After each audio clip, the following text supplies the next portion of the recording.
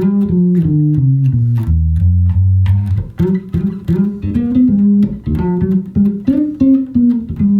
everyone, Anthony Fantano here, Internet's busiest music nerd. I hope you're doing well, and it's time for another edition of Let's Argue, where I get on the internet, I take your hot takes, your unpopular opinions, your tough questions, I respond to the best ones, and yeah, that's how this video series works. Kiss, kiss.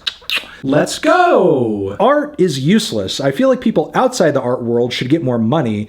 I still love art, but I can't see why they would deserve millions while other people work jobs that are necessary for human survival. I feel like those people deserve to be millionaires. This is essentially like, I don't know, getting mad that there are janitors that are being paid bullshit while, I don't know, LeBron James makes millions and millions and millions of dollars, because at the end of the day, well, what does basketball matter? You could just like throw basketball away and humanity would still be here. Humanity needs to survive, man. Humanity needs food and water and shelter and clothes. Humanity doesn't need basketball. Basketball doesn't have a use. But like, basketball is entertaining and it's a part of our history of community and competition, and, you know, erasing something away like sport would make life a lot more boring, wouldn't it? The same also goes for art, which you say is useless, even though it is a fantastic mode of communicating ideas and expressions, emotions. I wouldn't trade it for the world, even if it disappeared, and it wouldn't result in us necessarily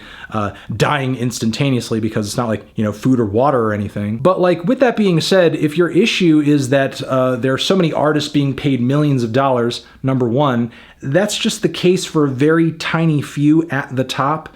The vast majority of people who do art for a living or are trying to do art for a living are not doing it for millions of dollars. Lord, I wish. That would be so good for them. There are lots of artists who I think should be making that much money, but they aren't. If you want to worry about some people who should be getting paid better, it is artists who are getting ripped off in the music industry, especially in the age of streaming. But lastly, if you are genuinely concerned about, like, you know, the little guy who's farming potatoes and keeping the bathrooms clean and making sure the forklifts run, like, that person not being paid adequately or being paid what they're truly worth is not the fault of Jay-Z, is not the fault of fucking, you know, Billie Eilish. Please direct your anger and your unhappiness toward something that actually has influence over that. Thank you. Coastal middle class people shit on country music, mostly when they want to think they're better than lower income southern people. That's why when you ask people their music taste, they say anything but country.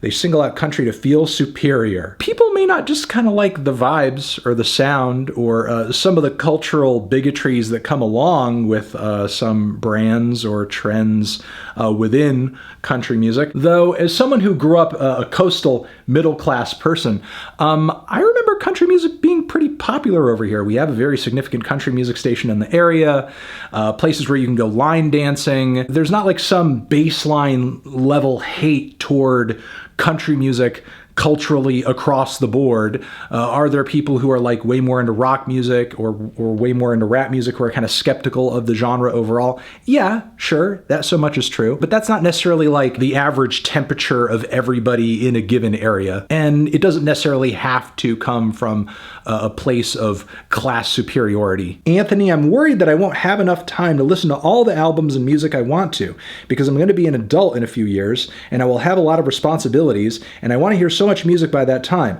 Should I be worried at all? Yes. Viper the rap, you are never going to hear all the music that you want to hear. You're never going to hear it. Even me, somebody whose full-time job is to listen to music, I'm never gonna hear all the fucking music. But by that same token, don't presume that just because you've come into adulthood and you've gained more responsibilities that all of a sudden there's like less room for music in your life. I know lots of dudes who are in their 30s, 40s, 50s, and beyond who not only still listen to music, but like they watch my reviews and they're like hella into some of the new bands and artists that I talk about all the time, and they take recommendations that I and other people put out there seriously, and they follow the trends and they follow what's going on. They keep a finger on the pulse. And there's some guys who, you know, they take a bit of a break and they fall out of, you know, favor with following music closely for a few years and then they come back. Don't worry about music leaving your life forever or not holding the same place that it used to as you were a teenager or something like that, because change is inevitable and change is okay.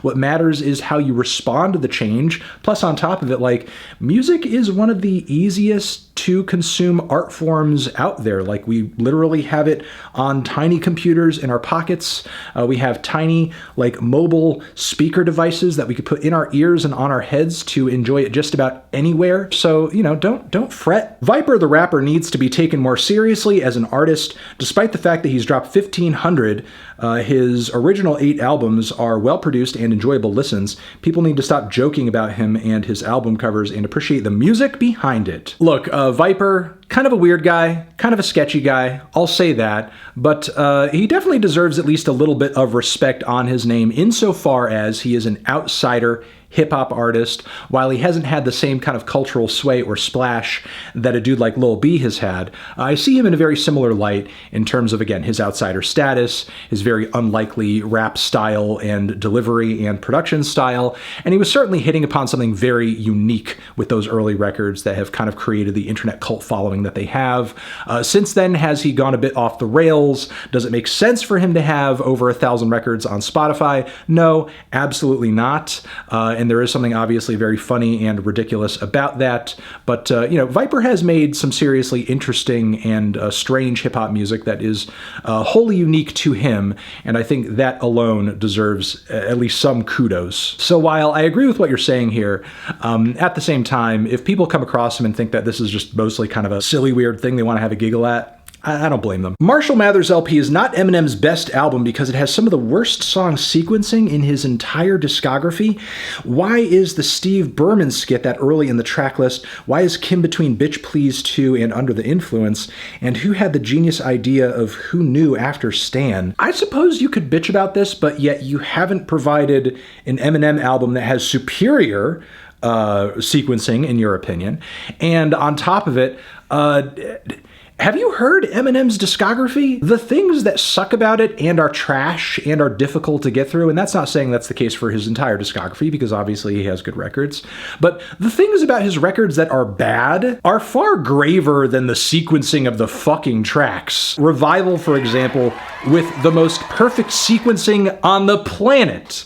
You could not save that record. It does not matter how you rearrange or arrange the tracks on that piece of shit. It's gonna sound the fucking same way. Now, for a record with higher quality cuts, like Marshall Mathers LP, yeah, maybe it could do with a little bit of a track rearrangement, but a majority of the tracks on that record are still great, are still classic, are still influential, are still some of Eminem's best, and I think, you know, that's enough criteria to decide whether or not it is his best record or one of his best records. It's certainly not the sequencing getting in the fucking way of that. Artists like Ken Carson are better than what you give them credit for, as you just write them off as Cardi clones when it's just not your favorite type of music, so you don't look that deep into it, don't relate to what the music is about. I don't relate to most of the fucking music I like. Are you fucking kidding me? When I loved, I don't know, Behemoth's The Satanist or Jesse Ware's fantastic What's Your Pleasure. Do you think I loved those albums because I was like, oh yeah, man, the lyrics on this thing, I completely relate to these. Yeah, when I gave To Pimp a Butterfly a 10 out of fucking 10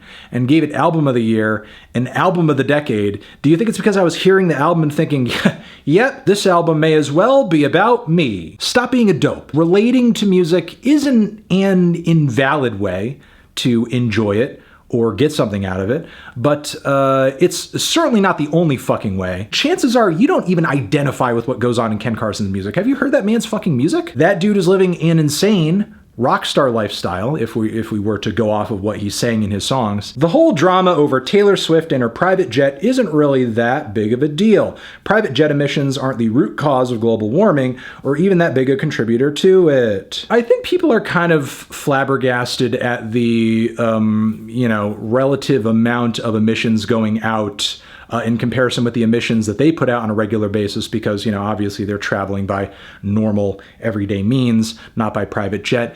It is kind of gross. It is kind of disgusting. There is an element of, financial excess there that is not really all that sexy or great. Money, money, money, money, money, money. Two different earrings with the rolled up sleeves, so cream.